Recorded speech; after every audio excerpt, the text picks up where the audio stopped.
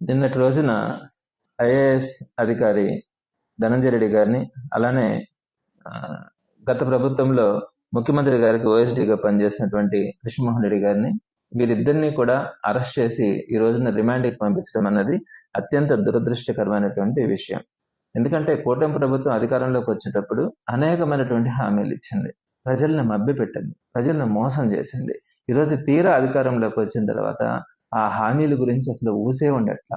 ఒక పక్క ఉపాధ్యాయులు కానీ, ఉద్యోగులు కానీ, అభివృద్ధి కార్యక్రమాల విషయంలో కానీ ఏ ఒక్కరిని కూడా సాటిస్ఫై చేయకుండా సుమారుగా ఈ ఒక్క సంవత్సరంలోనే 1,10,000 రూపాయల అప్పులు చేసి, ఆ అప్పులు చేసినటువంటి ఆ డబ్బులంతా కూడా ఏం చేసిందనే పరిస్థితి ఈ రోజు కనిపించకుండా వాటన్నింటినీ కూడా దొంగ బిల్లులు పెట్టుకొని ఆ కాంట్రాక్టర్లు వాళ్ళందరికీ కమిషన్ల పేరుతో ఇచ్చేసి ఈ రోజు రాష్ట్రాన్ని అప్పుల పాలు చేయడం కూడా జరిగింది. వీటన్నిటినీ ప్రశ్నించడం అంటే ఒక పక్క సంక్షేమ పథకాలకి ఎక్కడైతే ఈ పేదవాళ్ళందరూ కూడా బాధపడతా ఉన్నారు, వారందరి తరపున ప్రభుత్వాన్ని నిలదీస్తా ఉన్నారన్న ఆలోచనతో వైఎస్ఆర్సీపీ నాయకుల్ని అరెస్ట్ చేస్తా ఉన్నారు. అది మనమంతా కూడా గత సంవత్సరం రోజుల నుంచి కూడా చూస్తా ఉన్నాం. అయితే ఇప్పుడు మరింత వీరు మరొక అడుగు ముందుకేసి అధికారుల మీద కూడా, అందులో that senior IAS IPS officers మీద కూడా కేసులు పెట్టి వారిని కూడా అరెస్ట్ చేసి రిమాండ్లోకి తీసుకోవడం అంటే అత్యంత దారుణమైనటువంటి అంశం. ఇక్కడ ప్రధానంగా లిక్కర్కి సంబంధించినటువంటి ఒక ఇష్యూని తీసుకొని వచ్చి దానికి ఒక లిక్కర్ స్కామ్ అనే ఒక పేరు పెట్టి అత్యంత ట్రాన్స్పరెంట్ గా జరిగినటువంటి వైఎస్ఆర్సీపీ గవర్నమెంట్ లో జరిగినటువంటి ఆ లిక్కర్ ఇష్యూని ఈరోజు లిక్కర్ స్కామ్ పేరు మీద పెట్టి ఉన్నటువంటి సీనియర్ మోస్ట్ లీడర్స్ ని కానీ, అదేవిధంగా ఆఫీసర్స్ ని కానీ వీరందరినీ కూడా నిర్బంధించి ఇంకొకరు తెలుగుదేశం పార్టీ గురించి మాట్లాడాలంటే ఒక భయాన్ని కలిగించాలన్న ఆలోచనతో ఈరోజు ఈ లిక్కర్ ఇష్యూని ముందుకు తీసుకురావడం కూడా జరిగింది. మీ అందరికీ తెలుసు, లిక్కర్ ఇష్యూ వైఎస్ఆర్సీపీ గవర్నమెంట్ లో అత్యంత ట్రాన్స్పరెంట్ గా జరిగింది.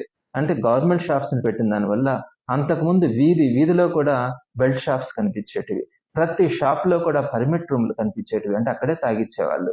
ఈ విధంగా వీధుల్లో కానీ ఎక్కడ పడితే అక్కడ permit rooms, belt shops, mid night కూడా షాప్స్ లో మందు ఇచ్చే పరిస్థితి ఉండేది.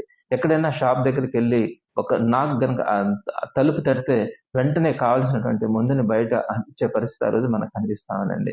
అటువంటి పరిస్థితుల్లో గవర్నమెంట్ షాప్స్ అని తీసుకొని వచ్చి ఎగ్జాక్ట్ గా 9 o'clock కల్లా షాప్స్ ని క్లోజ్ చేయడం కానీ, ఆ తర్వాత ఎక్కడా కూడా మందు దొరికే పరిస్థితి ఉండేది కాదు. అలానే బెల్ట్ షాపులు ఉండేటివి కాదు, పర్మిట్ రూమ్స్ ఉండేటివి కాదు. రేటు కూడా ఏదైతే ఎంఆర్పి ఉందో స్ట్రిక్ట్ గా ఎంఆర్పి రేటు ప్రకారమే అమ్మడం కూడా జరిగేది. ఇంత ట్రాన్స్పరెంట్ గా ఇంకొక విషయం కూడా చెప్పాలి, అమ్మినటువంటి ప్రతి బాటిల్ ని కూడా ఇచ్చేటప్పుడు స్కాన్ చేసి అమ్మేవాళ్ళు. అంటే ఈ రోజుకి కూడా ఏ షాప్ లోనైనా ఏ నిమిషంలో ఏ బాటిల్ ఏ బ్రాండ్ అమ్మినారన్నది కూడా ఈ రోజుకి కూడా అంత ట్రాన్స్పరెంట్ గా జరిగింది. మరి అటువంటి అంత ట్రాన్స్పరెంట్ గా జరిగినటువంటి దానికి లిక్కర్ స్కామ్ అనేది వీళ్ళు పెట్టిన పేరు. ఇదే తెలుగుదేశం పార్టీ అంతకు ముందు కానీ ఇప్పుడు కానీ ఎప్పుడు కూడా బెల్ట్ షాప్స్ విచ్చలవిడిగా జరుగుతూ ఉన్నాయి. ప్రతి షాప్ లో కూడా పర్మిట్ రూమ్స్ జరుగుతూ ఉన్నాయి. ఈ షాపులన్నింటినీ కూడా ఎమ్మెల్యేలు, మంత్రులు వాళ్ళే సొంతంగా పాడుకొని వాళ్ళే ఒక సిండికేట్ లాగా ఫామ్ అయ్యి ఈ రోజు అందరినీ కూడా తాగుబోతులుగా తయారు చేస్తా ఉన్నది ఈ రోజు మనం గమనిస్తా ఉన్నాం. ఎన్ని హత్యలు జరుగుతా ఉన్నాయి, ఏ విధంగా ఈ రోజు వీధుల్లో ఎక్కడ పెడితే అక్కడ యువత అంతా కూడా తాగి రోడ్డును పడి ఎక్కడ ఇష్టం వచ్చినట్టు కనిపించినట్టు పొడిచే పరిస్థితి మా నెల్లూరులో కూడా కనపడతా ఉంది. ఇటువంటి పరిస్థితులు ఈ రోజు కనపడతా ఉంటే పద్ధతిగా ట్రాన్స్పరెంట్ గా జరిగినటువంటి వైఎస్ఆర్సీపీ గవర్నమెంట్ లో గవర్నమెంట్ షాప్స్ ని పెట్టి గవర్నమెంట్ కి ఆదాయాన్ని కూడా పెంచినటువంటి ఆ సిస్టమ్ ని లిక్కర్ స్కామ్ అని పేరు పెట్టినారు. దాంతో పాటు అక్కడ ఉన్నటువంటి ఆల్మోస్ట్ పొలిటీషియన్స్ అందరినీ కూడా ఆ కేసులు ఇరికించడానికి ప్రయత్నిస్తా అక్కడ ఉన్నటువంటి ఆఫీసర్స్ ను కూడా దాంట్లో రిమాండ్ కి తీసుకునే పరిస్థితి కనిపించిందంటే ఈ రాబోయే రోజుల్లో వీళ్ళు ఏమి నేర్పిస్తా ఉన్నారు ఈ సొసైటీకి అన్నది అర్థం కావట్లే. ఈ రోజు ప్రతి ఆఫీసర్ కూడా చెప్తా ఉన్నాడు, ఈ తెలుగుదేశం పార్టీ ఈ విధంగా ఏదో కన్ఫెషన్ స్టేట్మెంట్ వాళ్ళకి నచ్చిన వాళ్ళ దగ్గర పిలవడం, కన్ఫెషన్ స్టేట్మెంట్స్ తీసుకోవడం, ఆ స్టేట్మెంట్ ఆధారంగా కేసులు పెట్టి వారందరినీ కూడా రిమాండ్ లోకి పంపించే పరిస్థితి ఏర్పడతా ఉంటే రేపొద్దున వైఎస్ఆర్సీపీ ప్రభుత్వం వచ్చిన తర్వాత ఈ రోజు తప్పు చేయిస్తా ఉన్న ప్రభుత్వం ఏదైతే ఏ అధికారుల దగ్గర అయితే తప్పులు చేయిస్తా ఉందో ఈ అధికారులు అందరి పరిస్థితి కూడా రేపొద్దున వైఎస్ఆర్సీపీ ప్రభుత్వం వచ్చిన తర్వాత ఇబ్బందులు పడే పరిస్థితి ఉంటుంది అని అనేది ఈ రోజు అధికారులు అందరిలో కూడా ఒక ఆందోళన ప్రారంభమైంది. ఈ రోజు తెలుగుదేశం పార్టీ కార్యకర్తల నాయకులు కూడా బాధపడతా ఉన్నారు. ఎందుకంటే వైఎస్ఆర్సీపీని ఈ విధంగా వేధిస్తా ఉన్నారు. రేపొద్దున ప్రభుత్వం మారుతుంది, ఖచ్చితంగా ఆ సిగ్నల్స్ ఉన్నాయి.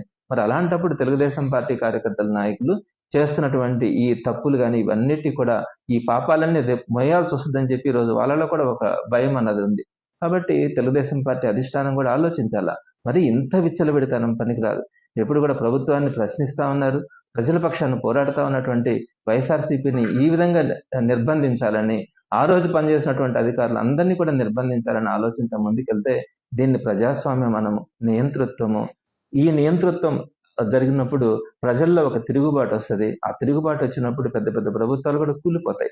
మరి గమనించుకోవాలా, ఈ రోజు కృష్ణమోహన్ రెడ్డి గారిని కానీ, ధనంజయ రెడ్డి గారిని కానీ, అలాంటి సీనియర్ ఆఫీసర్స్ ని అరెస్ట్ చేయడం అన్నది ఈ రోజు ప్రజల్లో ప్రతి ఒక్కరు కూడా వేదన చెందుతా ఉన్నారు. ఇది మంచి సంప్రదాయం కాదని వైఎస్ఆర్సీపీ తరపున కూడా ఈ చేసినటువంటి ఈ అక్రమ అరెస్టులని తీవ్రంగా ఖండిస్తా ఉన్నాం.